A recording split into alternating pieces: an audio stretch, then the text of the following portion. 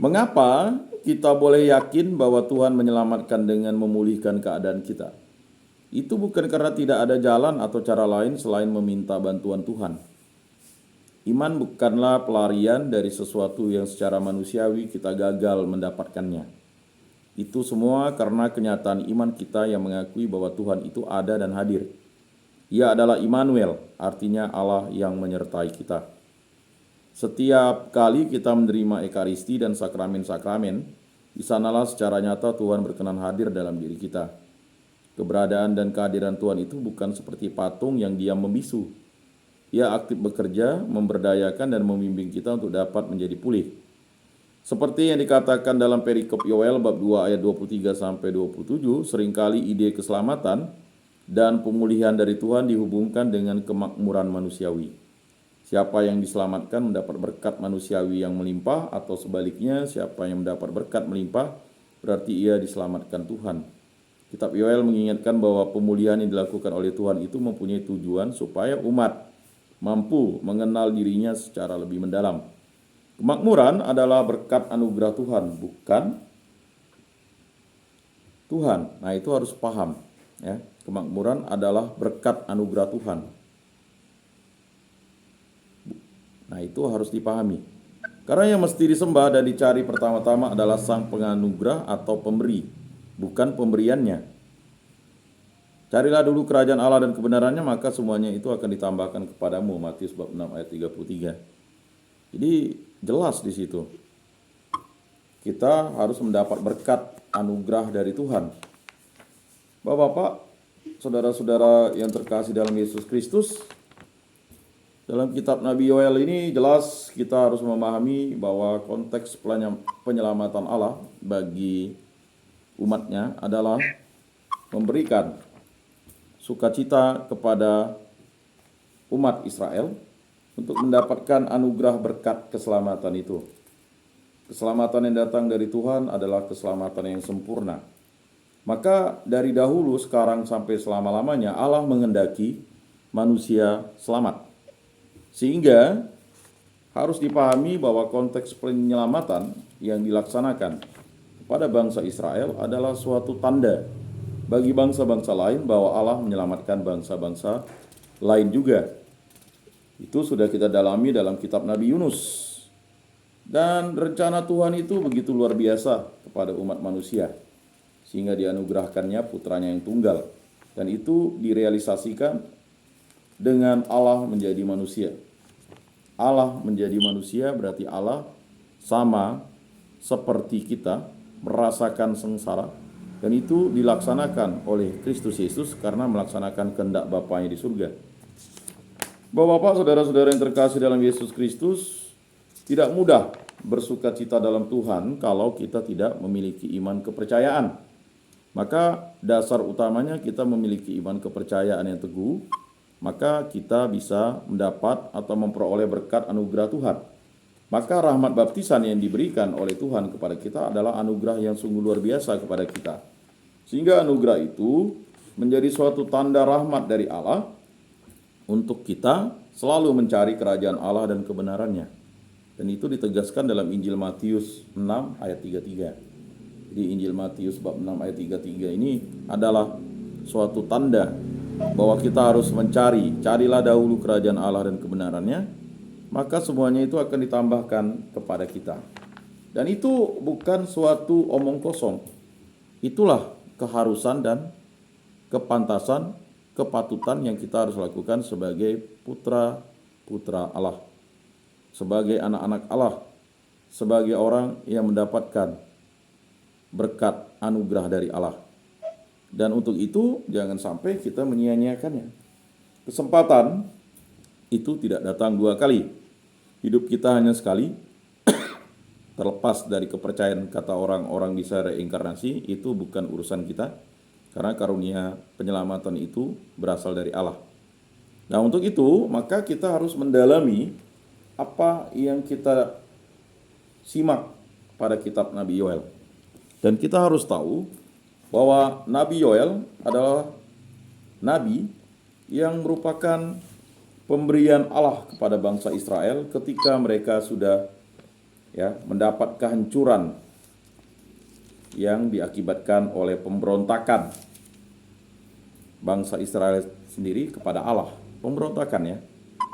Jadi kalau kita baca kitab Yoel ini ya, dia hanya sampai 3 bab saja. Dan ini sungguh luar biasa. Dari 3 bab atau 3 pasal dari kitab Nabi Yoel ini membukakan suatu tanda bagi kita. Dan bolehlah kita mendengarkannya. Firman Tuhan yang datang kepada Yoel bin Petuel. Dengarkanlah ini, hai para tua-tua, pasanglah telinga, hai seluruh penduduk negeri. Pernahkah terjadi seperti ini dalam zamanmu atau dalam zaman nenek moyangmu? Ceritakanlah tentang itu kepada anak-anakmu, dan biarlah anak-anakmu menceritakannya kepada anak-anak mereka, dan anak-anak mereka kepada angkatan yang kemudian. Apa yang ditinggalkan belalang pengerip telah dimakan belalang pindahan. Apa yang ditinggalkan belalang pindahan telah dimakan belalang pelompat.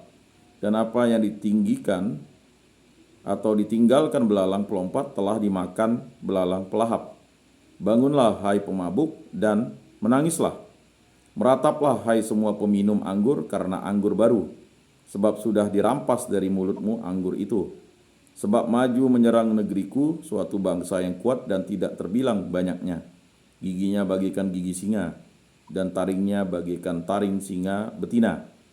Telah dibuatnya pohon anggurku menjadi musnah, dan pohon araku menjadi buntung. Dikelupasnya kulitnya sama sekali dan dilemparkannya sehingga carang-carangnya menjadi putih. Merataplah seperti anak dara yang berlilitkan kain kabung karena mempelai kekasih masa mudanya. Korban sajian dan korban curahan sudah lenyap dari rumah Tuhan, dan berkabunglah para imam, yakni pelayan-pelayan Tuhan. Ladang sudah musnah, tanah berkabung, sebab gandum sudah musnah. Buah anggur sudah kering, minyak sudah menipis. Para petani menjadi malu, tukang-tukang kebun anggur meratap karena gandum dan karena jelai. Sebab sudah musnah panen ladang. Pohon anggur sudah kering dan pohon ara sudah merana.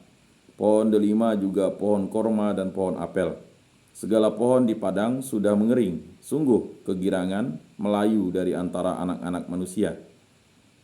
Lilitkanlah kain kabung dan mengeluhlah hai para imam. Merataplah hai para pelayan mezbah. Masuklah, bermalamlah dengan memakai kain kabung, hai para pelayan Allahku, sebab sudah ditahan dari rumah Allahmu korban sajian dan korban curahan. Adakanlah puasa yang kudus, maklumkanlah perkumpulan raya, kumpulkanlah para tua-tua dan seluruh penduduk negeri ke rumah Tuhan Allahmu, dan berteriaklah kepada Tuhan, wahai hari itu. Sungguh hari Tuhan sudah dekat, datangnya sebagai pemusnahan dari Yang Maha Kuasa. Bukankah di depan mata kita sudah lenyap makanan, sukaria dan sorak-sorai dari rumah Allah kita. Biji-bijian menjadi kering di dalam tanah, lumbung-lumbung sudah licin tandas, rengkiang-rengkiang sudah runtuh, sebab gandum sudah habis. Betapa mengeluhnya hewan dan gempar kawanan-kawanan lembu, sebab tidak ada lagi padang rumput baginya. Juga kawanan kambing domba terkejut. Kepadamu ya Tuhan aku berseru, sebab api telah memakan habis tanah gembalaan di padang gurun, dan nyala api telah menghanguskan segala pohon di padang. Juga binatang-binatang di padang menjerit karena rindu kepadamu, sebab wadi telah kering, dan api pun telah memakan habis tanah gembalaan di padang gurun. Tiuplah sangkakala di Sion dan berteriaklah di gunungku yang kudus. Biarlah gemetar seluruh penduduk negeri, sebab hari Tuhan datang, sebab hari itu sudah dekat. Suatu hari gelap gulita dan kelam kabut, suatu hari berawan dan kelap pekat. Seperti pajar di atas gunung-gunung terbentang, suatu bangsa yang banyak dan kuat yang serupa itu tidak pernah ada sejak purbakala, dan tidak akan ada lagi sesudah itu. Turun-temurun pada masa yang akan datang. Di depannya api memakan habis, di belakangnya nyala api berkobar. Tanah di depannya seperti Taman Eden, tetapi di belakangnya padang gurun tandus, dan sama sekali tidak ada yang dapat luput. rupanya seperti kuda, dan seperti kuda balapan mereka berlari. Seperti gemertaknya kertas kereta-kereta, mereka melompat-lompat di atas puncak gunung-gunung. Seperti gelitiknya nyala api yang memakan habis jerami. Seperti suatu bangsa yang kuat, teratur barisannya untuk berperang. Terhadapnya bangsa-bangsa gemetar, segala murka bertambah menjadi pucat pasi. Seperti pahlawan mereka berlari, seperti prajurit mereka naik tembok. Dan mereka masing-masing berjalan terus dengan tidak membelok dari jalannya. Mereka tidak berdesak-desakan, mereka berjalan terus masing-masing di jalannya. Mereka menerobos pertahanan dengan tombak. Mereka tidak membiarkan barisannya terputus. Mereka menyerbu ke dalam kota, mereka berlari ke atas tembok, mereka memanjat ke dalam rumah-rumah. Mereka masuk melalui jendela-jendela seperti pencuri. Di depannya bumi gemetar, langit bergoncang. Matahari dan bulan menjadi gelap dan bintang-bintang menghilangkan cahayanya. Dan Tuhan memperdengarkan suaranya di depan tentaranya. Pasukannya sangat banyak dan pelaksana firman-Nya kuat. Betapa hebat dan sangat dahsyat hari Tuhan. Siapakah yang dapat menahannya? Tetapi sekarang juga demikianlah firman Tuhan. Berbaliklah kepadaku dengan segenap hatimu, dengan berpuasa, dengan menangis, dan dengan mengadu. Koyakkanlah hatimu dan jangan pakaianmu. Berbaliklah kepada Tuhan Allahmu, sebab Ia pengasih dan penyayang, panjang sabar dan berlimpah kasih setia. Dan Ia menyesal karena hukumannya. Siapa tahu mungkin ia mau berbalik dan menyesal. Dan ditinggalkannya berkat menjadi korban sajian dan korban curahan bagi Tuhan Allahmu. Tiuplah sangkakala di Sion, adakanlah puasa yang kudus, maklumkanlah perkumpulan raya, kumpulkanlah bangsa ini, kuduskanlah jemaat, himpunkanlah orang-orang yang tua, kumpulkanlah anak-anak, bahkan anak-anak yang menyusu. Baiklah pengantin laki-laki keluar dari kamarnya, dan pengantin perempuan dari kamar tidurnya. Baiklah para imam, pelayan-pelayan Tuhan menangis di antara balai depan dan mezbah. Dan berkata, sayangilah ya Tuhan umat-Mu, dan janganlah biarkan milik-Mu sendiri menjadi celah, sehingga bangsa-bangsa menyindir kepada mereka. Mengapa orang berkata di antara bangsa, di mana Allah mereka? Tuhan menjadi cemburu karena tanahnya, dan Ia belas kasihan kepada umat-Nya. Tuhan menjawab katanya kepada umat-Nya, sesungguhnya aku akan mengirim kepadamu gandum, anggur, dan minyak, dan kamu akan kenyang memakannya. Aku tidak akan menyerahkan kamu lagi menjadi celah di antara bangsa-bangsa. Yang datang dari utara itu akan kujauhkan daripadamu, dan akan kuusir ke suatu negeri kering atau tandus. Barisan mukanya ke laut timur, dan barisan belakangnya ke laut barat. Maka bau busuknya dan bau anyirnya akan naik. Sebab ia telah melakukan perkara yang besar. Jangan takut, hai tanah, bersorak-soraklah dan bersukacitalah, sebab jika Tuhan telah melakukan perkara yang besar, jangan takut, hai binatang-binatang di padang. Sebab tanah gembalaan di padang gurun menghijau, pohon menghasilkan buahnya, pohon ara dan pohon anggur memberikan kekayaannya. Hai Bani Sion, bersorak-soraklah dan bersukacitalah karena Tuhan Allahmu, sebab telah diberikannya kepadamu hujan pada awal musim dengan adilnya, dan diturunkannya kepadamu hujan-hujan pada awal dan hujan pada akhir musim seperti dahulu. Tempat-tempat pengirikan menjadi penuh dengan gandum, dan tempat pemerasan kelimpahan anggur dan minyak aku akan memulihkan kepadamu tahun-tahun yang hasilnya dimakan habis oleh belalang pindahan, belalang pelompat, belalang pelahap, dan belalang pengerik. Tentaraku yang besar yang kukirim ke antara kamu, maka kamu akan makan banyak-banyak dan menjadi kenyang, dan kamu akan memuji-muji imama Tuhan Allahmu yang telah memperlakukan kamu dengan ajaib. Dan umatku tidak akan menjadi malu lagi untuk selama-lamanya. Kamu akan mengetahui bahwa aku ini ada di antara orang Israel, dan bahwa aku ini Tuhan adalah Allahmu dan tidak ada yang lain. Dan umatku tidak akan menjadi malu lagi untuk selama-lamanya. Kemudian daripada itu akan menjadi bahwa aku akan mencurahkan rohku ke atas semua manusia. Maka anak-anakmu laki-laki dan perempuan akan bernubuat, orang-orangmu yang tua akan mendapat mimpi, teruna-terunamu akan mendapat penglihatan-penglihatan, juga ke atas hamba-hambamu laki-laki dan perempuan akan kucurahkan rohku pada hari-hari itu. Aku akan mengadakan mujizat-mujizat di langit dan di bumi, darah dan api dan gumpalan-gumpalan asap. Matahari akan berubah menjadi gelap gulita dan bulan menjadi darah sebelum datangnya hari Tuhan yang hebat dan dahsyat itu. Dan barang siapa yang berseru kepada nama Tuhan akan diselamatkan. Sebab di Gunung Sion dan di Yerusalem akan ada keselamatan seperti yang telah difirmankan Tuhan. Dan setiap orang yang dipanggil Tuhan akan termasuk orang-orang yang terlepas. Sebab sesungguhnya pada hari-hari itu dan pada waktu itu apabila aku memulihkan keadaan Yehuda dan Yerusalem, aku akan mengumpulkan segala bangsa dan akan membawa mereka turun ke lembah Yosafat. Aku akan berperkara dengan mereka di sana mengenai umatku dan milikku sendiri, Israel, oleh karena mereka mencerai-beraikan ke antara bangsa-bangsa dan membagi-bagi tanahku. Oleh karena mereka membuang undi mengenai umatku, menyerahkan seorang anak laki-laki karena seorang sundal, dan menjadi seorang anak perempuan karena anggur untuk diminum. Lagi apakah sangkut pautmu dengan aku, hai Tirus dan Sidon, dan seluruh wilayah Filistin? Apakah kamu ini hendak membalas perbuatanku? Apabila kamu akan melakukan sesuatu terhadap aku, maka dengan cepat, dengan segera aku akan membalikkan perbuatanmu itu kepadamu sendiri. Oleh karena kamu telah mengambil perakku dan emasku dan telah membawa barang-barangku yang berharga, yang indah-indah ke tempat-tempat ibadahmu, dan telah menjual orang-orang Yehuda dan orang-orang Yerusalem kepada orang Yunani dengan maksud menjauhkan mereka dari daerah mereka. Sesungguhnya aku akan menggerakkan mereka dari tempat kemana kamu menjual mereka, dan aku akan membalikkan perbuatanmu itu ke atas kepalamu sendiri. Aku akan menjual anak-anakmu laki-laki dan perempuan kepada orang-orang Yehuda, dan mereka akan menjual anak-anakmu itu kepada orang-orang Seba, kepada suatu bangsa yang jauh, sebab Tuhan telah mengatakannya.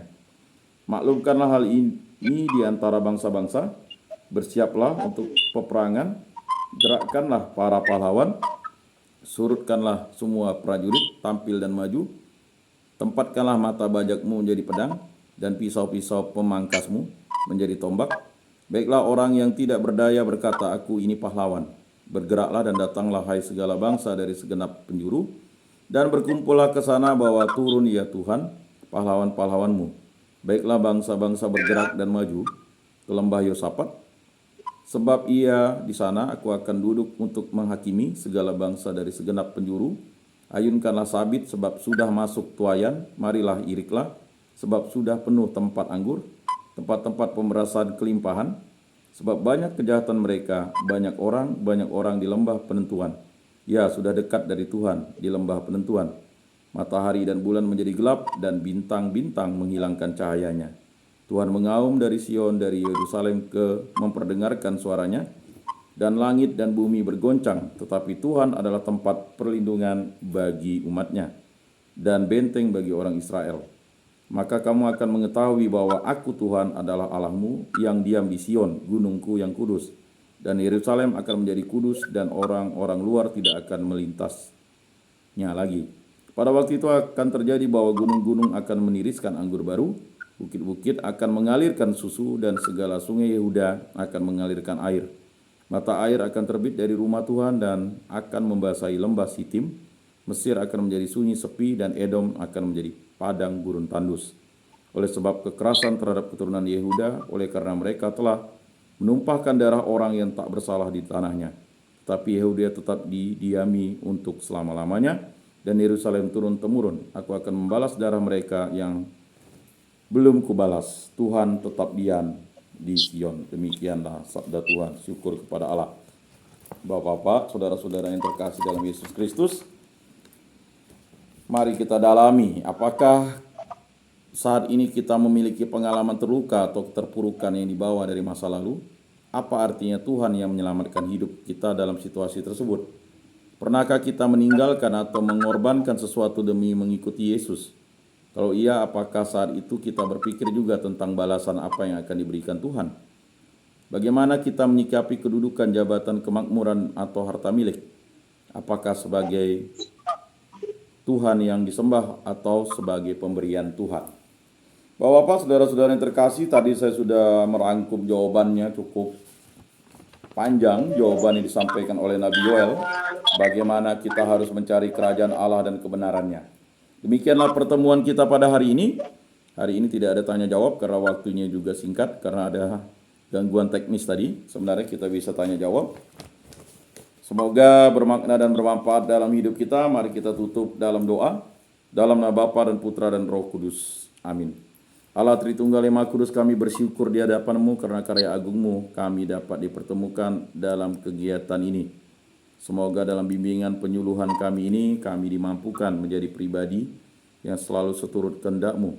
Kami menjadi putra-putra-Mu yang sejati, selalu mengikuti firman dan sabda-Mu, dan selalu dibimbing oleh kasih karunia-Mu. Berkatilah kami yang berada di tempat ini, semoga kami menjadi terang dan garam, dan selalu menjadi berkat bagi sesama dan bagi diri kami. Menjadi berkat bagi istri kami, menjadi berkat bagi anak-anak kami, menjadi berkat bagi cucu-cucu kami, saudara-saudari kami, orang-orang tua kami, dan juga bagi kawan-kawan kami, teman-teman kami, dan juga bahkan bagi musuh-musuh kami. Kami yakin dan percaya Engkaulah Tuhan dan Juru Selamat kami. Pulihkanlah kami dari segala hal-hal yang menyengsarakan kami. Biarlah kami bersuka cita dan beria-ria di tempat ini. Biarlah kami selalu dekat dengan firman dan sabda-Mu, dan kami selalu mewartakan firman dan sabda-Mu di tengah kegelisahan hati kami. Di dalam penyakit kami angkatlah, di dalam kesusahan kami angkatlah. Dan biarlah kami selalu menjadi berkat bagi diri kami. Berkatilah para pengurus gereja dan kami para jemaat, agar kami mampu menjadi pelayan sabda-Mu. Dan pulihkanlah hati kami yang terluka, sehingga kami mau mengampuni dan kami juga akhirnya diampuni. Semua doa ini kami serahkan dengan perantaraan Tuhan kami Yesus Kristus yang hidup dan beraja, kini dan sepanjang segala masa. Amin. Dalam nama Bapa dan Putra dan Roh Kudus. Amin. Salam, salam kasih, damai dan sejahtera. Tuhan memberkati, menyertai dan melindungi. Salve.